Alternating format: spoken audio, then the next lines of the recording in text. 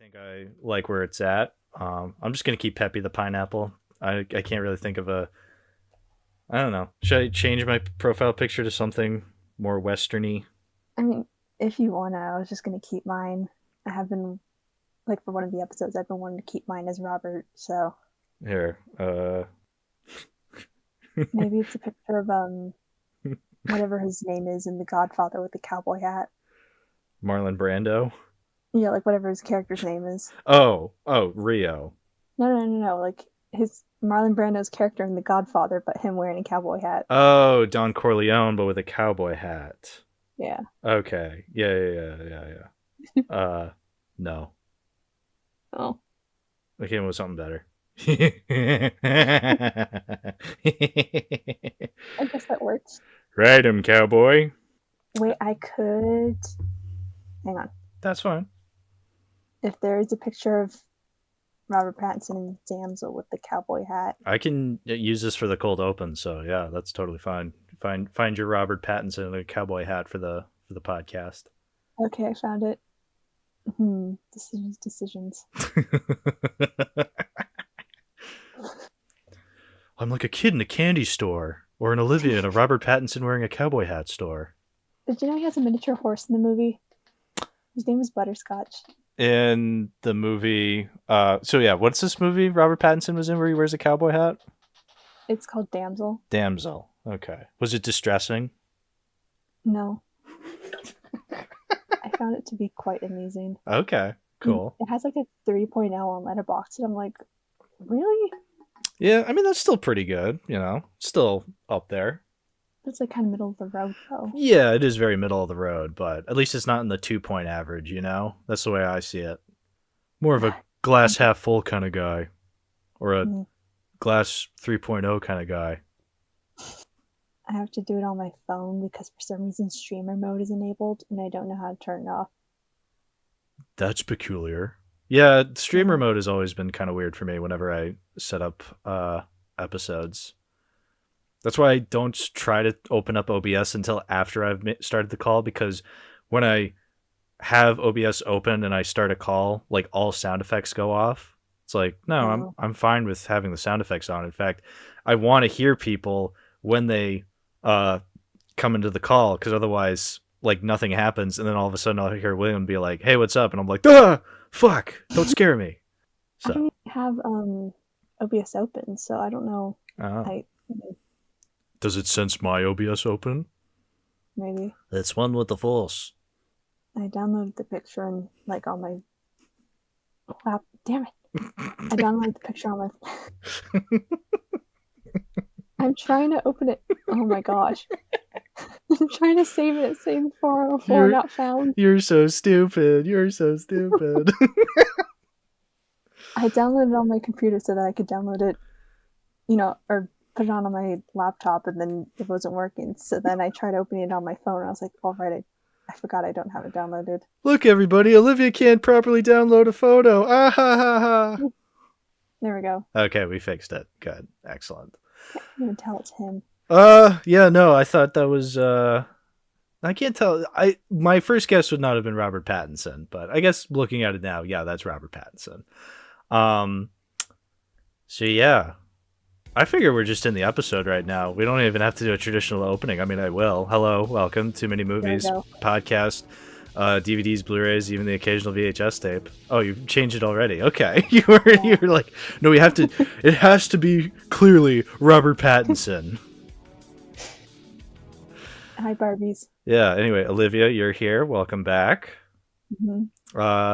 This is another one-off episode. I'm doing, like I've been saying, I've just been going through a lot of these, speed running through them. They've been fun. I've been having a lot of fun making these. I mean, like I said, one movie today. Olivia, ponder me this. Your favorite genre is a Western, correct? Sure. The answer, that's incorrect. The answer would have been no. So then I could be like, well, the good news is we're here to broaden your horizons, introduce you to the genre of Westerns, because, a couple weeks ago, we came across the unfortunate realization of being like, oh, wait a minute, Olivia hasn't really watched a ton of westerns because we were watching a bunch of Looney Tunes, and a couple of them had Oh a couple of yeah. them with western aesthetics, and Wasn't this really last week? yeah, it was like a couple weeks. It was during Chopping Mall. I remember that. Yeah, that was last week. No, last week was, well, I guess if we're counting. Okay, to us, last Yeah. week would have been Chopping Mall, but to the listeners, last week would have been Super Croc versus Dino Gator or whatever the fuck that was called. Yeah, I guess that's right. Yeah. So you're wrong. So no, but yeah, but like we came to the realization that your only experience with the genre of Western is Rango. Which is And now funny. Damsel. And now Damsel. Okay, yes. 2 movies. I mean, I've look, never seen a few others. look, in fairness, westerns are kind of a bygone genre. You do not see them anymore. You know, you do not see them a lot anymore. Obviously, you're going to get occasionally a western here or there, but they are not as frequent as they once were. They were mostly a mid 20th century kind of genre. And even still, they're only really a genre aesthetically speaking. You know, you need to have that western aesthetic in order to be a western. Whereas I feel like with stuff like sci-fi, comedy, horror, you can kind of play around with the aesthetics and still be considered that. I don't think you can do that necessarily with western. In your experience of watching only 3 westerns, how do you agree with that or disagree with that? I've seen more than 3. It's just I associate Ringo and I guess also Damsel with the genre. Oh, so you've been lying to me this whole time, huh? No. Typical. I've seen like the True Grit remake and That's right. Yeah. Five Foot Goes West. Okay, well there you go. You found 2 western movies that you've seen that I haven't. So good for you. And like Spirit, Stallion of the Cimarron, The Lone Ranger, yeah. Cowboy Bebop. Oh, I have Cannibal seen the Lone Musical Ranger. Count. Yeah, I have seen Lone Ranger. I saw it in theaters, and yeah. Yeah, me too. Oh boy. And Far and Away, which was a dumb movie. Which one? Far and Away. It has Tom Cruise and Nicole Kidman, and Ah. Tom Cruise really wants Nicole Kidman's character to like his hat. This sounds awesome. I don't know what's wrong with this movie. This sounds awesome. I didn't like it. Okay. But Nicole Kidman tries to be not like other girls, and it's very annoying. She's like, someday I'm gonna be in an AMC commercial. It's like, no, Nicole, we don't know what you're talking about. Well, it was stupid.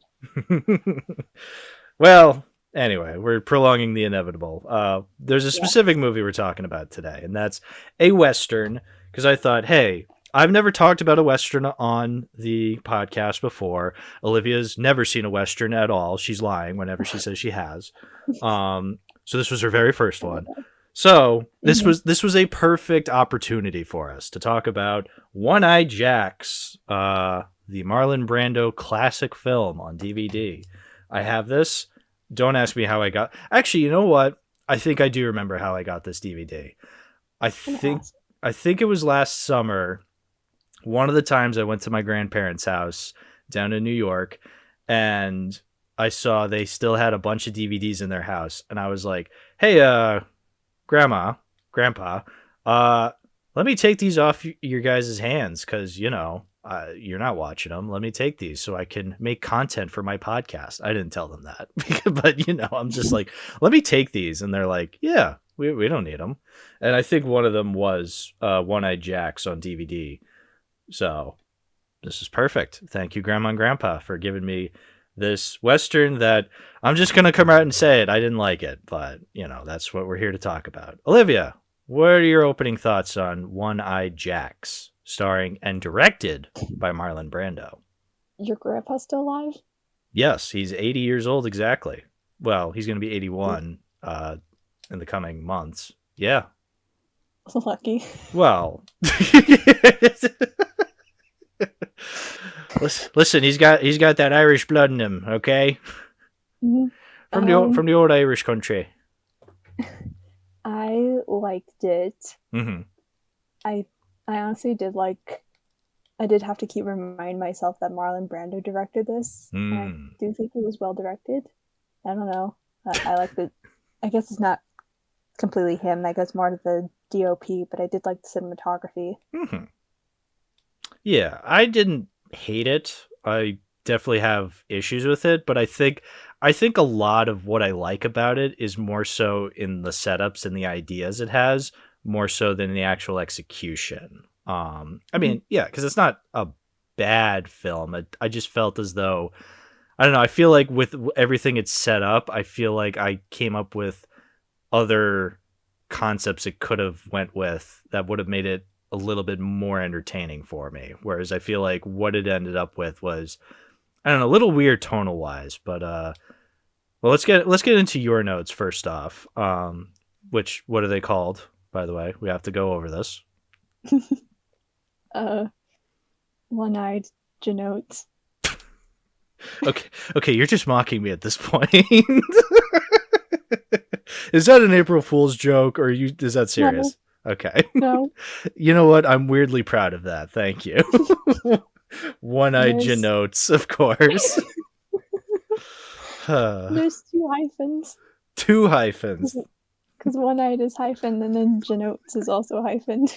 A 2 hyphenated note title. We're experiencing usage of hyphens that never thought possible, folks. But yeah, okay. So no, okay, continue. Okay, so I got a bunch of notes, all 4 of them. Yes. So I first saw Marlon Brando in the opening scene, and I thought, man, he really looks like Billy Zane. Yeah, that ties into the fact that Billy Zane is portraying Marlon Brando in an upcoming biopic. That's cool. That my friend is in. That's right. Yeah, your friend's in Yay. it. They play. Who do they play? Stuff, but, well, it's about like Marlon Brando teaming up with this guy to create like a ecologically perfect society on a Tahitian island. And since she's from Tahiti, she's like, I don't know, she's in a scene. I think she has lines, and she's singing the end credit song. Oh, that's pretty fucking significant. I thought this was going to be like, yeah, they're an extra in the one scene when Marlon Brando's, I don't know, at a beach or something, but it's like, no, that sounds significant. The end credit song, that's cool. Mm-hmm. Cool. But yeah, I just kept thinking he looks like Billy Zane, and then I was like, that, and I just kept thinking, yeah, Billy Zane is just perfect casting. Yeah. I mean, Billy Zane, as many weird movies as he's in, he is a good actor from what I remember him being in. Mm-hmm. Oh yeah, when Rio and Dad are on top of the mountain, when they're kind of trapped on that mountain and they're talking, you could see a shadow next to Dad, and I'm pretty sure that's a crew member. I don't know if boom mics were around in the 60s or 70s whenever this came out, but I'm pretty sure it was probably like an audio guy. I don't know if boom mics were around in the Old West, but, you know, they might have been. Maybe. Yeah, crew member shadow, bad movie, 0 out of 10. I know, right? And then I forgot who said it. I just wrote the quote. It was something about like, good idea, I like to talk to you about. And I said, an offer he can't refuse. Oh. Because it was like a character talking to Rio. Yeah, Did this come out before or after Godfather? Way before. Godfather was 72. This was 61. So, yeah. Oh, okay. Way before. Mm-hmm. Near the end of the movie, 2 of Rio's accomplices, I guess, shoot one of his others, Chico. They basically leave him for dead. Yeah. And then you see the shot where Rio's going back to Monterey. And you see Chico is still alive, but Rio doesn't know that, so he ends up leaving him for dead. Just like how Dad left Rio for dead. Parallels. But I was like, poor Chico. Yeah, no, I felt bad for Chico. I felt bad for Chico more than I felt bad for Rio. I think that, so yeah, I'll get into one of my biggest issues with the movie, and that is the character of Rio himself. Because at first, I think this is just a standard revenge thriller, where it's like, oh, he gets left for dead by Dad in the Mexican desert, and then he's in a prison. We don't see the prison, but that's fine, whatever. They just escape. Yeah, they just escape in the next scene. Fine, whatever. We don't necessarily need that, you know. just saying like, oh, 5 years later. And plus, I feel like at first the shot of him realizing he's been left behind by dad, like the expression on his face says it all, the betrayal. I think that's enough. And when he just gives up and throws his gun. I like that part. Yeah, that's cool. So then you think, okay, the whole movie he's going to spend it looking for dad. No, he finds him within like the first 20, 30 minutes of the movie. It's like, okay. Obviously, he's not going to kill him now because, well, short movie. And this is not a short movie, as you can tell. What if he tried and he just missed? Yeah, he could have done that. That would have been funny. No, but then I think, okay, so he's not planning on killing him at first, which is fine, I guess. Okay, maybe he's going to then psychologically torment dad. He seems to be getting along with him just fine, so you think, okay, he's just playing the long con. And then you have scenes of him interacting with the folks at the festival, him interacting with his stepdaughter especially. I think, oh, okay, he's going to really psychologically mess with him and then kill him, just to like really drive into the fact that he hates dad so much for abandoning him. It's not really that, because Rio's not that cunning of a character, and I was really expecting something from that. Like, he's actually very manipulative. He's like, everything he's doing is part of his revenge plan. No, a lot of this just seems kind of on accident. Like, he's not going for the stepdaughter because he wants to ruin dad's life. He's doing it because he's horny. It's like, because girl. Yeah, because woman. And woman, in turn, likes him back because, well, it's Marlon Brando. How could she resist, Yeah. And he even admits to her, like, next scene, after they've been out on the beach all night, he just goes, hey, I was lying about everything. I actually just wanted to fuck you. It's like, you're just admitting that now, not at the end of the movie. That's a peculiar thing to do. Like, I know the movie shows him as a bit of a jackass. You have the scene early on when he steals that woman's ring, and then the next scene, he's with his mistress and he's giving that ring to her and being like, hey, this was my mother's, I want you to wear it. So undeniably he's a sleazeball. And then he just takes it off her finger. Yeah, he's undeniably a sleazeball. It's hilarious. But I also feel like the movie also just wants us to want him to end up with the stepdaughter. The music especially drives that home. And it's weird. It's like, okay, if you want us to buy their relationship, don't make him such a sleazeball then, and make it believable as to why the stepdaughter would want to be with him. Because I understand why he wants to be with her. Again, horny. But why does she in turn I guess kind of horny? Yeah, also horny. I guess because she does end up getting pregnant with his child, and her mother, I guess, was in the same way. That's why her mother is with dad, because she was a single mother. And I guess Louisa, the stepdaughter, does not also want to be a single mother, so she just feels she needs to be with Rio. But I don't know. I don't feel like that is ever really explored that well, story-wise. And it's like, okay, I'm fine with making Rio a slovenly loser, where he's just like, yeah, I was just horny and I just wanted to come at you. It's like, that's pathetic. Really drive into that, because then, he has no plan. He just spends the rest of the movie just kind of bumbling about and not really coming up with any solid plan to kill dad. So it's like, okay, that's a nice subversion on the revenge thriller type story.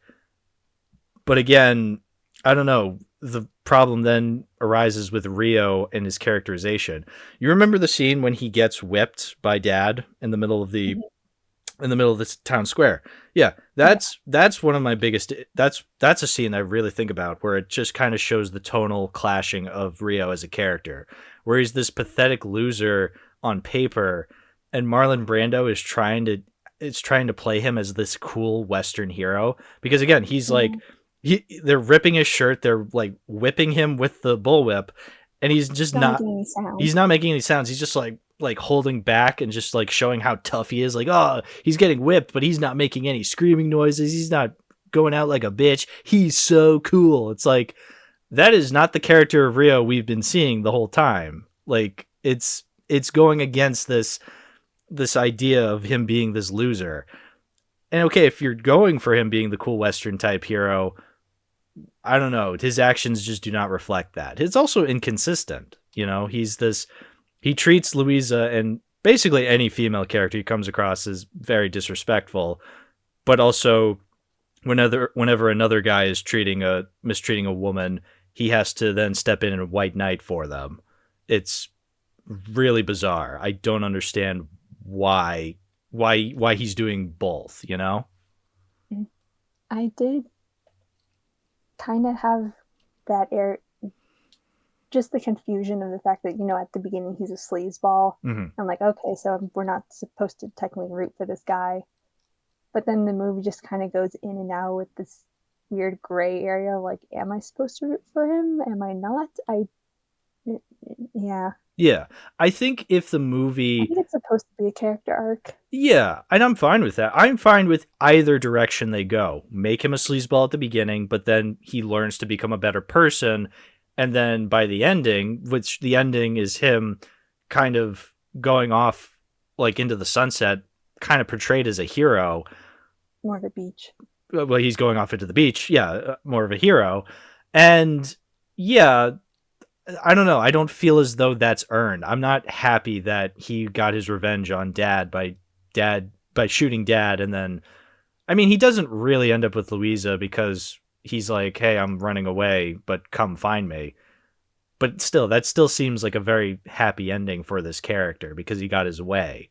And then eventually she'll meet with him, I don't know, at a later date. I don't remember why she just doesn't go with him, but who cares? So, like, okay, yeah, make it a character arc. Or go the route of actually making him this really irredeemable jackass character. Really a very nice subversion on the hero type of a Western by just making him this pathetic loser who gets his way in the end. Yeah, I'm fine with them killing off Dad. But not because of him, of like some grander plan or him actually being genuinely cunning. Just, it's sort of on accident, you know? Like, again, like I said in my review, his biggest trump card against Dad is him being the father of his stepdaughter's baby. And that only really happened on accident. It's not through him being cunning and manipulative. It's because he was horny one night. Yeah. And I will be honest, I was kind of confused near the beginning because the character's name is literally Dad. Rio would call him Dad and Dad would call Rio Kid. So I was like, what? I thought they were actually dad and son, but they're not. No. Yeah, I thought that is that is a weird name. It's like Dad Longworth is the guy's name, but whatever. I guess that could be a little confusing. It did kind of remind me of how my grandma used to call my grandpa Dad. Like he would call. Is that just like a thing? Because I mean, they did kind of do that in the movie where Dad calls whatever her name is, Mother or something. Maria, yeah. He calls her Mother, but that's his wife. So, yeah, that is strange. I guess it's just a thing people did back in the day. I guess that's an older generation thing. Yeah, sure. We're not like other generations. Too true. We're not a regular generation. We're the cool generation. We are the cool generation. Well, I mean, you are like 1,000 years old or something, right? Right. Yeah. So. Exactly. Yeah. I was on the Titanic. Us, yeah. Okay. I was actually there in the Old West. Back when it was the New West. Yeah, back when it was the New West. Consarn it, I remember the New West. There was Marlon Brando and Tumbleweeds and California. So yeah, I think there's really cool ideas and really cool subversions of the revenge type story in this movie.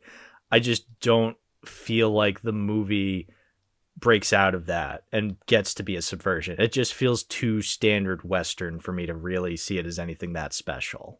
It did kind of feel like the final showdown went a little bit too quickly. Yeah. Because, I mean, they're just hiding behind a waterfall. And I did like the part where Rio pretends to get shot and he, like, falls. And then Dad tries to creep around the fountain. Then Rio walks behind him and gives him the fatal shot. But yeah, it didn't feel super rewarding. No, definitely not. And even, like, the way it's edited where Dad gets to shoot at Rio and Louisa running away, I thought, oh, maybe this would be a great opportunity for then, you know, Rio killed Dad, but then Dad gets to kill Rio, and like neither of them make it out, because that would be a really cool kind of melancholic ending to this. No, he just shoots at them, and then the bullet just never hits them. It's inconsequential. It's like, oh, okay, yeah, whatever. I did like the jailbreak scene though. That was cool. Yeah, it was genuinely. See, that's the thing. I will agree with you. It's actually pretty well directed, the movie, because that was a very tense scene where he's just throwing all this garbage to like drag the table across. And at one point it kind of turns over and the gun starts to slip. Like, that was actually filmed really cool, really tense. There was also throughout the movie, you had moments where and this is because of the editing, you had moments where, like, for example, when Chico goes to see the other two bank robbers and he puts his belt down and the camera holds on the gun and belt to like kind of plant in your mind, oh, this is coming back. And then Chico walks away. Then a couple scenes later, he's confronting the bank robbers and he goes to like pull his gun out to shoot them, and they took his bullets when he put the bullet and gun belt on the chair. So it's like, okay, you're actually establishing things pretty subtly. Like, that's actually really cool, and that's not something I would never necessarily expect in your standard Western. You're actually putting some thought into the storytelling. It's just, I'm not a fan of the story. I did like how Louisa was in charge, or she tried to help Rio break out by bringing him some stew, and then she has the bullets and the gun, and it shows that she has the two bullets in her hand, and then she runs up to Rio to be like, oh, I love you, and then it was Slim Pickens, right? Slim Pickens, yeah. I'm excited to bring him up. This is actually the third movie this year we're talking about on the podcast where Slim Pickens shows up. This is the year of Slim Pickens. Well, like, he took her away, and then I assume that she planted the bullets into his hand. But then when he gets the gun, he doesn't have any bullets, even though they established that she had them. Yeah. That was weird. I thought it was a little too quickly edited, where I thought, oh, does she have the keys? And she throws it to him. But then he spends that entire time trying to get the gun. It's like, okay, clearly he didn't have the keys. So that was kind of a weird edit. But the fact that you said bullets, okay, that makes sense. Because it showed a close-up where she had her hands behind her back, and I think she showed Rio that she had two bullets, and then that's when she ran up to him. But they don't show her not being able to give the bullets to him. Yeah, or imply that he did get the bullets, but then he chooses not to use them, which is a great reveal, because he has the gun, and he's trying to use it on Slim Pickens, and Slim's like, you're bluffing, and he's never able to call his bluff. It's like, yeah, that's a cool moment. Yeah, so the editing is there, but I also think the execution is where it kind of falters, where it's like, I don't know. It's kind of weirdly communicated. Yeah. California. Yeah. Am I right? Well, so there's a review on Letterboxd that pointed this out, and because I was thinking the whole time, even in my limited Western knowledge, I was thinking it was weird seeing the ocean in a Western, because when I think of Westerns, I think of landlocked kind of Texas, New Mexico, Arizona, like that whole Western side. Like, obviously the West in the United States, but it is kind of landlocked. But then you get to California and it's like, oh yeah, California is a coastal state, and it was west out there. So of course you're going to come across towns that were genuinely on the California coast that also had cowboys on them. So that was just kind of a weird marrying of two concepts that I'd never really thought about. But now that I've seen that, it's like, no, that is a cool idea. Maybe there are other westerns that take place on the seaside. That'd be cool to see. Mm-hmm. They could ride seahorses. There you go. Nobody can take that away from me. I'm going to sue someone. Okay. Yeah, you're putting it out there in the world now, so. Yes. Yeah, that's good. I guess I could go over some of my notes because I have 7 notes as opposed to your 4, so I took more notes than you. I take this very seriously. One-Eyed Jack's notes. I win. Fine, I'll give you this 1 W. Yay! So I wanted to can't take that away from woman. No, I guess I can't. I can't take the W out of woman. Oh man. We have jokes here, folks. Well, proceed. Anyway, so I wanted to mention this. So Dad is played by an actor named Carl Malden. Which is funny that Carl Malden and Slim Pickens are in this movie, and both of them were in Beyond the Poseidon Adventure, the sequel to the Poseidon Adventure that me and PSI talked about earlier this year. Right. Yeah, very cool. There's this actually really cool line I wanted to mention, and that is when we first meet the 2 bank robbers, Harvey and I think the other guy's name was Ben. Because that's when they first meet Rio in the bar, and Harvey's like getting all hot and bothered because he was talking to the lady Rio was talking to the lady that was talking to Harvey, and he gets all hot and bothered by that. Which one? The redhead? Yeah, the redhead. Yeah. And he's like trying to like kind of muscle himself up to like face off against Rio, and Ben has this really cool line where he goes, "The name Harvey Johnson's about to be famous around these parts. You're going to get yourself killed by a man named Rio." I was like, ooh, that's really cool. Really setting himself up, being like, you're going to be famous because you're about to get killed. I thought that's really badass. I just thought that was really cool. I wanted to write that down. Can we talk about, before I get into this DVD, I guess, do we have any, I don't know, other thoughts about the movie itself?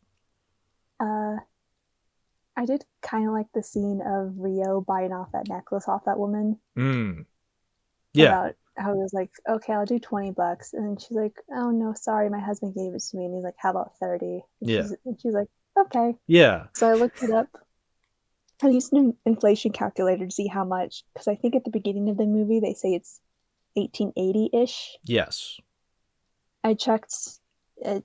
Yeah, it's about $900 today. Poof. $900. That's a lot for a necklace. It's really because inflation is skyrocketing. There was a graph on the website I used, and it basically skyrockets since like the 70s or 80s. And I was like, damn. Oh yeah. Sucks. Yeah. Inflation does suck. I know Andrew Dobson wouldn't like hearing that, but I'm sorry. Anyway. Yeah, I just want to say with like the movie itself, I don't hate it. I think for being a movie with the distinction of being the one and only movie directed by Marlon Brando, I don't know, I guess I was expecting a little bit more, but it's not the worst thing ever. I think I'm just a little disappointed with its execution in general. But I mean, at least I can say I've seen the one and only movie directed and starring Marlon Brando. I am assuming this came after Streetcar Named Desire, but is this still kind of early in his career? I would say the 60s. No, he's definitely been a big name because Streetcar was his big breakout. That was 53, 54. Okay. And then this was early 60s. So he had definitely established himself. It's still pre like his most iconic stuff, that being The Godfather, Apocalypse Now, and Superman. Like the 70s is when Marlon Brando he went from, very famous method actor being in Streetcar and On the Waterfront and stuff like this. But then the 70s is when he established himself as iconic actor, Marlon Brando. Right. Okay. Yeah. Originally, this movie was supposed to be directed by Stanley Kubrick. I looked up. I was like, whoa. Really? Yeah, that's pretty fucking random. But reading through it, he wasn't very passionate for the story. He's like, I don't really want to do this. And so then the studio was just like, all right, see ya. And then Marlon Brando was like, you know what? I could direct this. And so then he did. And apparently he shot like 1 million feet of film and spent like $6 million on the budget. And then Paramount had to be like, hold on there, Buckaroo. Slow down there, Buckaroo. What are you doing? With the Sam Hill. Yeah. Which apparently, this had a troubled production, but then you watch the movie and it doesn't really feel that way. I mean, pacing issues aside, you would never really guess that it had a troubled production. I was going to look up its production history, but then I forgot. That's fine. Again, like, it's not my research. No. I'm taking that W away from you.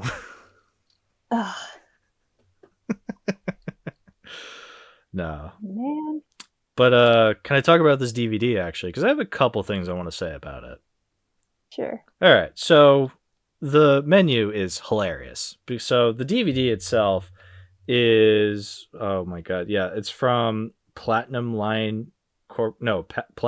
Disc Corporation. Sorry. The text on the printed text is very kind of grainy. It's a 2003 DVD, and it's one of those DVDs. It's not a very, how do I put this? It's definitely not made by a major studio. It's definitely not released through a major studio. It's released through what I can only describe as like a very low kind of studio, maybe even indie. I don't know. Or maybe this is some guy's garage. I really couldn't tell you. It's that. Yeah. It's very kind of low budget, I would say. Anyway, the menu's hilarious because it has play chapters and then something called questions.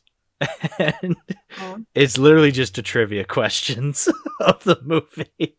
So if you were paying attention, which I kind of sort of was, it's like, what's a good example of a question that I remember?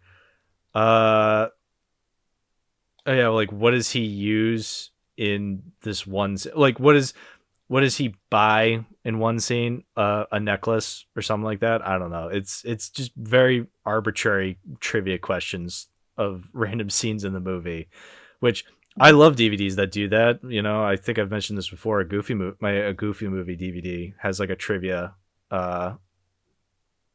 selection on the menu, which is really cool. It also has a biography about Marlon Brando on the menu. Yeah, you like click it, it's like biography about Marlon Brando, and it just kind of vaguely goes over some stuff about him. Like, yeah, he was born in Nebraska. He went to acting school. He was in Streetcar Named Desire. He was a method actor. Yeah, it's like, okay, this is very random. Why this cool movie? Story. Yeah, cool story, bro.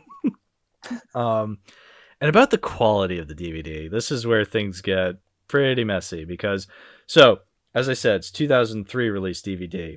It is a widescreen DVD, but for a full screen TV, so it's just surrounded by black bars. I don't know if you can visualize that, but... Like on all four sides? Yeah, so you have the widescreen aspect where, you know, it's a DVD meant for... It's supposed to be widescreen, so you have the black bars on top and bottom, but it's a widescreen DVD meant for a TV that's 4:3. So because I'm watching it on a 16:9 TV, you're going to get black bars on either side as well. So it's just surrounded by blackness. And the quality of the DVD, oh mama, it's pretty bad. It's really, really bad. There were no subtitles. The quality was very grainy. See, whenever William goes on his tirade about DVDs on this podcast, I'm always like, come on, the DVDs I've watched are never as bad as he describes them. No, this is the first time where I'm like, no, he's right. This is abhorrent DVD transfer. It looked horrible. It was not very good. How did it look on Tubi? Very good. Okay. Actually. Because I'm looking at some of the some of like the backdrops on Letterboxd, and like the quality of those backdrops look really good. So I'm assuming this has like a nice Blu-ray transfer, 4K. Yeah, I think it was a Blu-ray transfer, and because I looked on I immediately went to Tubi first, and I think that's how I found it. And then I found a version on YouTube, and I watched like the first 2 seconds of that, and I think it was VHS rip. So I was like, no, I'm going to stick with the Tubi version. And it did have subtitles, but then I was going to ask you this. I guess it would have been embedded, but there's entire scenes where characters are speaking in Spanish. And I took about 5 years of Spanish, but I forgot most of it, so I wasn't able to understand a lot of it. I'm glad you brought that up, because I did notice that there were, multiple times where characters were just purely speaking Spanish, and there were no subtitles. 0. Which, honestly, I didn't hate, because some of the scenes, you could kind of figure out what they were saying anyway. Like, there's this actually really cool scene where you first find out Louise is pregnant, and her and her mother are just speaking Spanish in that scene, but through the actors' performances, you're able to kind of understand why she's so upset. It's like, okay, that's actually a really excellent choice to not subtitle that scene and just let the actors' performances kind of tell the story. Now, if that subtlety was throughout the rest of the movie, then I wouldn't be complaining. But the subtitles on Tubi, they kind of did the Puss in Boots: The Lost Wish thing, where every time someone spoke in Spanish, it just said, in parentheses, speaking in foreign language. Yeah, I've noticed a lot of DVDs, Blu-rays, and streaming will just do that with subtitles. Whenever a character is speaking a foreign language and it's not necessarily important to the story, like, subtitles will just say speaking in foreign language. It's like, well, gee, thanks. Well, there is that one scene where, so when Dad runs off and he meets those two, like a dad and his son, like the ranchers, and they notice the fact that he didn't have any shoes. And then later, when they're explaining, the dad rancher is talking to the cops after they found Rio, and I had picked up that he said zapatos, which is which is shoes. And I was like, okay, so they're talking about the fact he didn't have any shoes. And then one of the guys translated in English saying no shoes, huh? Yeah. And I was like, I already knew that. I felt so smart. Thanks, random police extra in this movie. I got it. Oh, Marlon, what were you thinking? Yeah, it was an interesting... I didn't hate that choice. That's one of those choices where I was like, you know what? I actually like this. I don't need subtitles if the performances of the characters are good enough where I can understand what is being said anyway, through like body language or just emotions or whatever. I'm fine with that. But it was weird at first. I'll give you that. I was going to ask you if your DVD had subtitles, or like if they had at least embedded subtitles for the Spanish, but nope. I guess not. Nope. Yeah, I thought it was just because the DVD was that lazy, where it's like, we don't even have English subtitles. What makes you think we're gonna have Spanish ones? So, but seems as though this was a choice by Marlon himself. The version on Tubi looked like surprisingly very good. It looked crisp.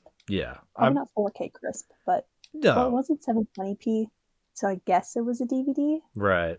But it looked kind of like a Blu-ray. Yeah. Rip, so I don't know. It probably looks like what an actual studio would release. Like if Paramount put that on DVD, it would probably look pretty pristine. Whereas, no, I got the DVD from Platinum Disc Corporation. They have their address on here on the DVD. They have their P.O. box. I won't say their P.O. box number. I mean, they probably don't exist anymore because, again, 2003 DVD. But they were in La Crosse, Wisconsin, if you're curious. Okay. Yeah. So I don't think a company out of La Crosse, Wisconsin is going to have that nice of a quality for their DVDs as Paramount, which is in California, which is where Hollywood is. So, yeah. In the state of Los Angeles, in the country of California. Exactly. See, you're catching on. You're catching on to our chicanery. Okay, now I do want you to explain to the audience basically how we got to this movie specifically. You gave me 3 movies to choose from. Yeah. Well, I gave you 4 because I thought one of them was a Western. I seriously thought Cool Hand Luke was a Western because it looked like a Western. It had Paul Newman. Like the title sounds like a Western, Cool Hand Luke. Yeah. And then I looked it up and it was like, no, this is not a Western. I'm like, sorry. Yeah. So we went with One-Eyed Jacks because, what were the other ones? The other ones were Kansas Pacific. Oh, and The Outlaw with Jane Russell. And you told me, pick a movie, any movie, and we'll talk about it. Mm-hmm. And I looked up the ratings for all 3 of them, and One-Eyed Jacks was the highest one. Hey, I still have hope for The Outlaws with Jane Russell. Because one of them only had, I think, like only 40 people had seen it, so there was only like a few people who had rated it. There were like the 4 and 5 star weren't rated at all. Like no one rated that movie 4 or 5 stars. It's that obscure. That's because the olds don't know what Letterboxd is. Only the youngins know what Letterboxd is. So a lot of older obscure movies are probably not going to get their due diligence, at least not for a while. Not until we get to them. Like when we get to them, I'm sure then the youngins will start watching this stuff. Chose One-Eyed Jacks because I thought it had a compelling synopsis and one and only movie directed by Marlon Brando, and it had a decently high rating on Letterboxd. That is significant. Like 3.7, 3.8. Mm-hmm. It's pretty. That's nothing to sneeze at. Yeah. But yeah, One-Eyed Jacks. I'm glad you liked it. I'm glad you got a lot more out of it. I just didn't. And not that I thought this was worthless. Again, there's a lot of really cool aspects that I think, I don't know, if you really expanded upon them in better ways, I think this would rule. I think, not that I want to say, I'll remake this and I'll make it better. I don't know. I feel like you could still take this concept and make it different enough that I would want to see that, you know? Oh yeah, there's no characters named Jack, and they don't have single eye. So, I mean, Rio calls Dad, I think, a One-Eyed Jack. Yeah. So I guess it's an insult or something. Yeah, I didn't look up what the term One-Eyed Jacks means. It means something, I'm sure, but I just did not really care that much to look it up. It's like, whatever. Oh well. So I'm not keeping this DVD. I thought it'd be cool. You know, I'm a sucker for early 2000s DVDs, but I don't know. I'm just not that passionate for the movie in itself. I'm more passionate about what it could have been rather than what it is. So I'm getting rid of this DVD. So it's not being kept in the collection.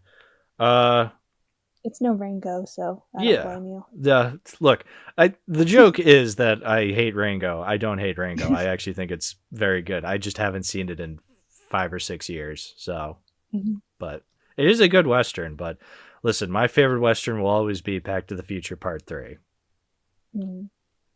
What about Seven Samurai? I haven't watched it yet. Not yet, Minion. Not yet. Jenny, I just got my Criterion copy of Seven Samurai. No, you're spoiling it. Shut up. No. I broke my NDA. You broke your NDA. You know who didn't break their NDA? Me and William. We kept it secret. We kept our NDA secret. Until now. Well, yeah. Well, because I released the episode today. Like today is April 1st. We're recording this on April 1st. I released episode 134. And yeah, if by now people have listened to it, so they know why we were under NDA. Sure. Oh, you haven't listened to the episode yet? Well, I won't say a thing. I won't say any specifics. You should listen to it, Olivia. It's very good. Is it the one you uploaded yesterday? No, today. Well, I guess you would have been. So I upload things at midnight. So yeah, for me it's at 9 p.m. Yeah, so it would have been at 9 p.m. So I guess technically, yes, it was yesterday, but it was for me this morning. Yeah, I haven't listened to it yet. Time zones, folks. They're so much fun. Different clock lands. Yeah. But yeah, please listen. If anybody listening hasn't listened to episode 134, please do. I'm very happy with how it turned out. I think it's It's one of the funniest episodes we've done in a while. I think it was a huge success. I saw it was like state of the art computer animation or something, and then I saw it was like 2 hours, and I was like, what? You'll see. You'll all see. I'm looking forward to it, so. All right, before I finish my evil laughing, Olivia, shout out your stuff. Where can people find you? All the usual stuff will be in the show notes, description, whatever. My profile picture is for a very specific reason. I am currently very Robert Pattinson pilled because I'm working on a thing. I'm pretty sure it's going to be my magnum opus, so just keep an eye out for that on my channel. Mm-hmm. It'll probably be a few months because it's going to be very long, but I'm quite excited for it. I imagine you still have a lot more Pattinson films to get through. I watched rewatched Lighthouse last night, and then I think I have about 5 movies left. Are these like the impossible ones to find? Or are you in better waters now? I'm kind of going for the last few. I'm going chronological. Right. So I have like The King, Devil All the Time, and then I'm going to rewatch Boy and the Heron. And then unfortunately, I found one of his very earliest roles. It was like it's kind of supposed to capitalize on like Lord of the Rings. I basically found it called Ring of the Nibelungs. I originally found it in every other language except English. So like that's Hindi, right. Yeah. I think Italian, Portuguese, or something. I remember you telling us this. Yeah. Yeah. Basically, I have to use a VPN to travel to the UK in order to watch it on the UK YouTube. So. Oh, Robert. It has like 5 alternate titles, and then there's a bunch of conflicting runtimes, and I don't think I'm watching the full version, but I can't find the full version. Oh man. That's so funny that you can't find this movie. And then Rob said at one point in an interview that I think all of his lines got dubbed over. So even though he is on screen, he got dubbed over.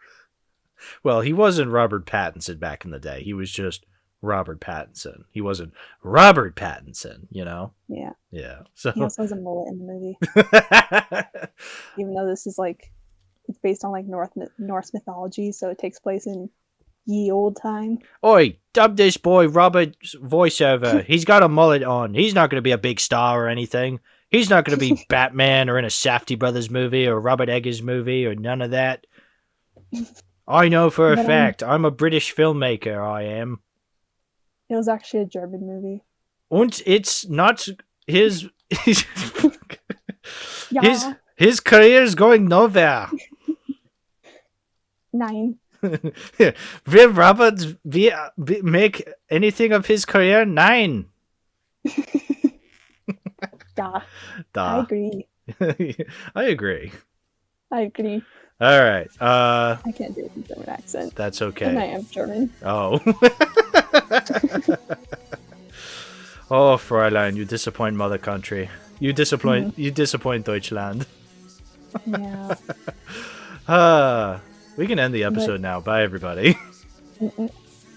I'm very committed to the bit. Bye.